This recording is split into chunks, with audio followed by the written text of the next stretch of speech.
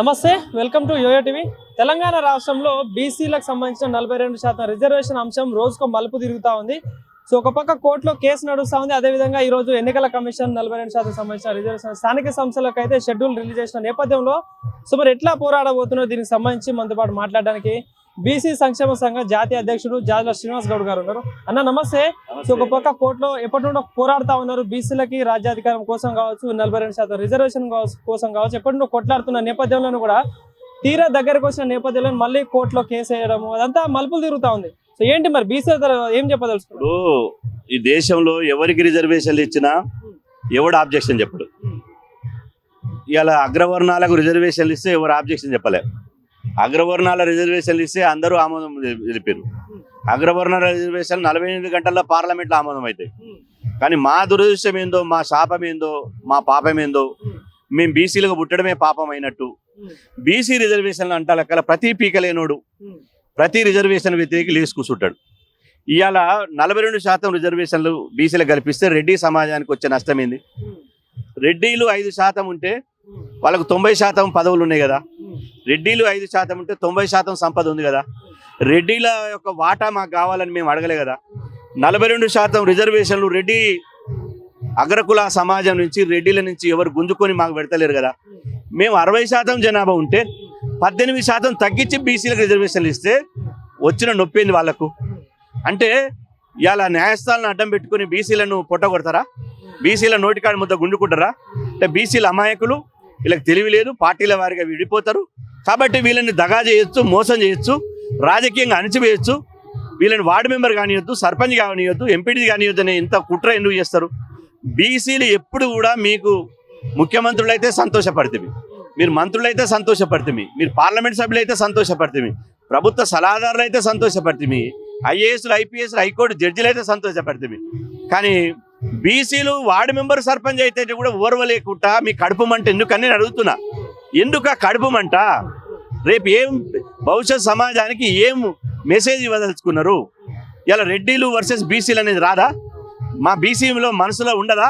మా గుండె గాయం చేసినప్పుడు మమ్మల్ని రాజకీయంగా పాలకులు కాకుండా పాలేరు కావాలని మమ్మల్ని తొక్కాలని చూసినప్పుడు ఇలా మేము ఊరుకుంటామా? ఎందుకు ఊరుకుంటాం? ఎందుకు ఊరుకోవాలి?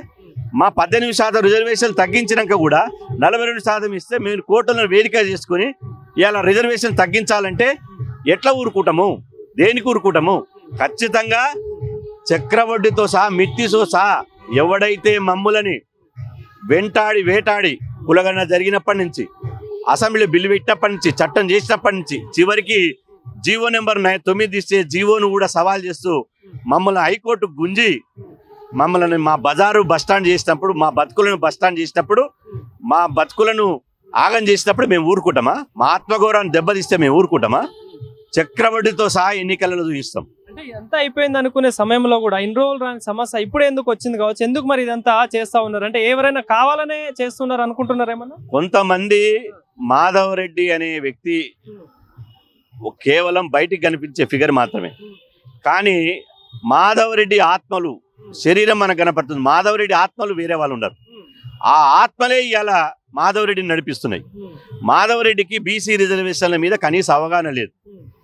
ఇవాళ చాలా డిబేట్లలో పాల్గొన్నప్పుడు ఈడబ్ల్యూఎస్ రిజర్వేషన్లు కూడా బీసీ, ఎస్సీ, ఎస్టీలు అనుభవించవచ్చు అంటున్నాడు. అంటే గంత నాలెడ్జ్ ఉన్నటువంటి మాధవ్ రెడ్డి ఇవాళ బీసీ రిజర్వేషన్ల మీద ఇవాళ ఇందిరాసాని కేసు, కృష్ణమూర్తి కేసు, అదేవిధంగా ఇంకొక మహారాష్ట్ర కేసు, అన్ని కేసులున్న విషయం కూడా తెలియదు. కానీ మాధవ్ రెడ్డికి ఫండింగ్ చేసి, మాధవ్ రెడ్డికి వెనకంగుండి బీసీల రిజర్వేషన్ తగ్గియాలి, బీసీలను మళ్ళీ రాజకీయ పాలేరులుగా చేయాలి, బీసీలను ఎవరు కూడా పీఠాల మీద కూర్చొనియొద్దనే కుట్ర చేశారు. ఆ కుట్రని ఛేదించాలి కదా. ఇవాళ హైకోర్టు పోయారు, ధర్మం మా వైపు ఉంది, న్యాయం మా వైపు ఉంది కాబట్టి రిజర్వేషన్ వ్యతిరేకులు స్టే ఇస్తే బాగుండని సంకలు గుద్దుకున్నారు. రిజర్వేషన్ వ్యతిరేకులు మా దాంట్లో ఉన్నటువంటి కొంతమంది కూడా అది చిత్తు కాగితంతో సమానం, అది కోర్టుకు పోతే ఇట్లా కొట్టేస్తారు, నిమిషంలో కొట్టేస్తారు. అదే అడుగుదాం అనుకున్నా. మీ దాంట్లోనే కొంతమంది నాయకులు నిన్న దాంట్లో కూడా మాట్లాడుతూ ఉన్నారు, అది కొట్టేస్తారని మాట్లాడుతున్నారు. ఏంటి అసలు బీసీల శత్రువులు అవుతున్నారు? ఇప్పుడు ఒక వీరుని లక్షణం ఎట్లుంటది? ఒక యుద్ధం దిగినప్పుడు చివరి వరకు తల తెగిపడే వరకు కొట్లాడతాడు. ఎట్లా మేము ఆ వీరుడు యుద్ధంలో మేము ఓడిపోతాము, అవతలోడు బలవంతుడు, అవతల కానూలు ప్రకారం బలవంతుడు వాని దగ్గర ఆయుధాలు ఉన్నాయని చెప్పి ఇవాళ వాని దగ్గరకు పోయి వంగి మెడ ముందల పెడతావా నన్ను నరకమని? కాబట్టి మేము చివరి వరకు కొట్లాడతాము. ధర్మం న్యాయం మా వైపు ఉన్నది. 60% జనాభా ఉండి కులగణన చేసి డెడికేషన్ కమిషన్ వేసి నిపుణుల కమిటీ వేసి అసెంబ్లీలో చట్టం చేసి అదేవిధంగా అసెంబ్లీలో బిల్లు చేసి క్యాబినెట్ తీర్మానం చేసి 22 నెలలుగా ఇంత ప్రక్రియ జరిగినాక ఎట్లా కొట్టేస్తారు? ఏమిటికి కొట్టేస్తారని అడుగుతున్నా. ఎప్పుడు కొట్టేస్తారు? మేము 60% జనాభా ఉండి 70% రిజర్వేషన్లు ఇస్తే బోసిడికే నువ్వు 60% ఉన్నోని 10% రిజర్వేషన్ ఎట్లా తీసుకుంటావని కొట్టేస్తారు. ఇవాళ మా వాళ్ళు ఎవరైతే బీసీ ఉద్యమకారులు అనుకున్న వాళ్ళు నిజంగా బీసీ ఉద్యమకారులు అయితే నిజంగా మేధావులు అయితే రెడ్డి సమాజాన్ని నిలదీయాలి బిడ్డ, మాకు రావాల్సిన వాటా ఎందుకు తన్నకపోతున్నావు, నీకొచ్చే నష్టం ఏంది? 42% బీసీలకు ఇస్తే రెడ్డిలకు వచ్చే నష్టం ఏంది? ఈడబ్ల్యూఎస్ రిజర్వేషన్లు మీరు 9% ఉంటే 10% ఇచ్చారు కదరా మీకు. మీరు మీ పవర్ మీ విద్యా ఉద్యోగాల్లో ఎంజాయ్ చేస్తలేరా? మా కడుపు ఎందుకు కొడుతున్నారని చెప్పి ప్రశ్నించాలి. కానీ అట్లా ప్రశ్నించరు. పదవుల కోసం పెదవులు మూసుకుంటారు. పదవుల కోసం పెదవులు మూసుకొని పదవి ఇవ్వకపోతే పెదవులు తెరుస్తారు. ఎవడైతే అది వాస్తవాలు చెప్పాలి, నిజాలు చెప్పాలి. ఆ నిజాలు వాస్తవాలు చెప్పరు. బట్టగాల్చి మీరేదాం. బీసీ సంఘాల నాయకులు కొంతమంది పాలాభిషేకాలు చేస్తారు. చూయిస్తావా పాలాభిషేకాలు చేయించేది? పాలాభిషేకాలు ఏ అగ్రకుల నాయకునికి జీవితంలో పాలాభిషేకాలు చేయలేదు. మేము చేసినాం బరాబర్. ఎవరికి చేసినాం? పుష్పాభిషేకాలు, పాలాభిషేకాలు మా మహానుభావులైనటువంటి మేము పోరాడి విజయాలు సాధించినప్పుడు మా పూలే గారికి, మా అంబేద్కర్ గారికి పాలాభిషేకాలు, పుష్పాభిషేకాలు చేసినాం. మేము రేవంత్ రెడ్డికో లేకపోతే ఇంకో కిషన్ రెడ్డికో కేసీఆర్కో మా జీవితంలో కూడా పాలాభిషేకాలు చేయం. పాలాభిషేకాలు చేసేటువంటి జాతి కాదు మాది. చివరి దాకా ధైర్యంతో కొట్లాడతాం. బరాబర్ గెర్ర తీసి ఎవడైతే మా రిజర్వేషన్లకు వ్యతిరేకంగా మా బతుకులను ఆగం చేయాలని చూస్తుండో వానితోటి కబడ్డీ ఆడుకుంటాం. కానీ మీ లెక్క ఏసీ రూమ్లో కూర్చొని తెలివిని ఉపయోగించి రిటైర్మెంట్ అయినాక 4 పుస్తకాలు చదివి 4 పుస్తకాలు మేము తీసినాం, మేమే మేధావులం అని చెప్పుకుంటే మాత్రం అది ఎవడేం చేయలేడు. ఆ మేధావితనానికి వాళ్ళ పిచ్చికి పరకాష్టగా చేరుతుంది తప్ప ఇంకోటి కాదు. కాబట్టి ఇప్పటికైనా ఎవరు మేధావులు అనే వాళ్ళు ఎవరి మీద పోరాటం చేయాలి? ఎవరైతే రిజర్వేషన్లు తగ్గించారో వాళ్ళని పక్కన కూర్చోబెట్టుకోవడం, ఎవరైతే రిజర్వేషన్లను 9th షెడ్యూల్లో చేర్చమన్నోళ్ళని పక్కకు కూర్చోబెట్టుకోవడం, వాళ్ళని కూర్చోబెట్టుకొని ఇంకో బీసీలంతా ఉన్నాం. ఎక్కడ ఏం ఇండికేషన్ చేస్తారు? ఈ వైఖరిని ఎట్లా? ఒక పక్క అసెంబ్లీలో కావచ్చు, రాష్ట్రంలో ఆమోదం తెలిపి కేంద్రం విషయానికి పోయేసరికి కూడా దాన్ని అడ్డుకునే ప్రయత్నం చేస్తా ఉన్న వాళ్ళకి ఏం చెప్తారు మరి? ఇప్పుడు 9th షెడ్యూల్లో పెట్టాలని చెప్పి మా మేధావులు రాష్ట్ర ప్రభుత్వానికి ఒక యాక్ట్ చేసి పంపించారు. యాజ్ టీజ్గా అటిడి చేసి ఆ యాక్ట్ను కేంద్ర ప్రభుత్వానికి పంపించారు. 6 నెలలైంది. రాష్ట్రపతి గారి దగ్గర ఉంది. మేము 9th షెడ్యూల్లో పెట్టమంటారు. మరి మా మేధావులు రాష్ట్రపతి గారిని కలవాలి కదా. మా మేధావులు కనీసం కలవలేకపోతే ఒక రాష్ట్రపతి గారికి లేఖ రాయాలి కదా. రాష్ట్రపతి భవన్ ముందు ధర్నా చేయాలి కదా. ఢిల్లీలో ధర్నా చేయాలి కదా. ఢిల్లీలో ధర్నా చేయరు, రాష్ట్రపతికి లేఖ రాయరు, కేంద్ర ప్రభుత్వం మీద ఒత్తిడి తీసుకురారు, ప్రధానమంత్రిని ప్రశ్నించరు, ప్రధానమంత్రిని కలవాలి ప్రయత్నం చేయరు, బీజేపీ కేంద్ర మంత్రులు కిషన్ రెడ్డిని, బండి సంజయ్ని కలిసే ప్రయత్నం చేయరు. ఇవాళ బీసీ రిజర్వేషన్ల బంతి ఢిల్లీలో ఉంటే గల్లీలో కొట్లాడుతుంటారు. నేనేమంటున్నా, గల్లీలో కొట్లాడదాం, బరాబరి కొట్లాడదాం. 42% మన వాటా ఇవ్వకపోతే కొట్లాడదాం. సమాచార కమిషనర్గా బీసీలకు ఎందుకు ఇస్తలేవని కొట్లాడదాం. నామినేటెడ్ పోస్టులు ఎందుకు ఇస్తలేవని కొట్లాడదాం. అదేవిధంగా యూనివర్సిటీ వైస్ ఛాన్సలర్ ఎందుకు ఇస్తలేవని కొట్లాడదాం. కానీ ఇప్పుడు జరుగుతున్నటువంటి యుద్ధం రిజర్వేషన్ల యుద్ధం. ఈ రిజర్వేషన్ల యుద్ధంలో నీవు ఎందుకు కేంద్ర ప్రభుత్వం మీద ఒత్తిడి తీసుకురావడం లేదు? ఎందుకు కేంద్రంతో కొట్లాడలేదు? ఇలా అసెంబ్లీలో బిల్లు చేసి పంపిస్తే రాష్ట్రపతి భవన్ దగ్గర అది 6 నెలల మూలుగుతుంది.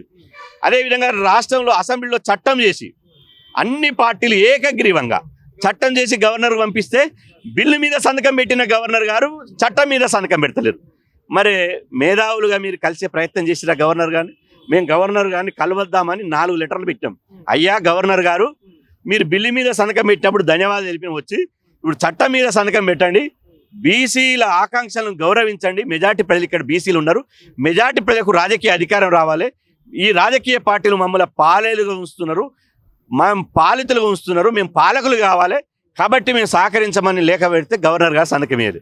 కాబట్టి ఇక్కడ ఎవడు శత్రువో ఎవడు మిత్రువో, ఎవరి మీద పోరాటం చేయాలనో, ఎవరితో స్నేహం చేయాలనో అది ఖచ్చితమైనటువంటి అభిప్రాయాన్ని కలిగి ఉండాలి మేధావులైన వాళ్ళు.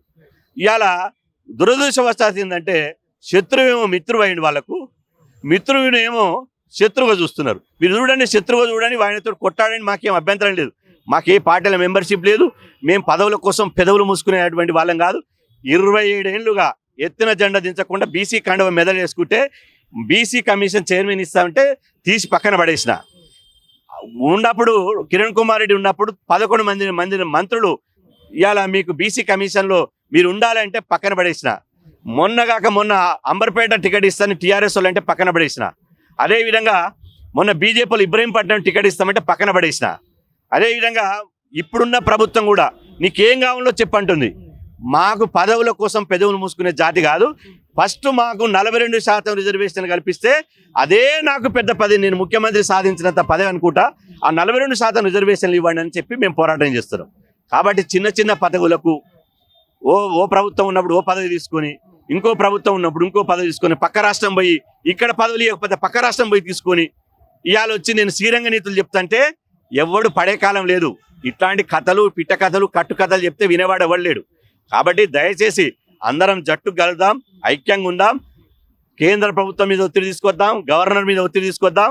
అదేవిధంగా హైకోర్టులో 8వ తారీఖు నాడు ధర్మం మన వైపు ఉంది, న్యాయం మన వైపు ఉంది కాబట్టి హైకోర్టులో పోరాటం చేద్దాం. చివరి వరకు ఒక వీరునిగా పోరాటం చేసి మన రిజర్వేషన్ రక్షించుకుందామని చెప్పి నేను విజ్ఞప్తి చేస్తున్నా. Thank you. Thank you.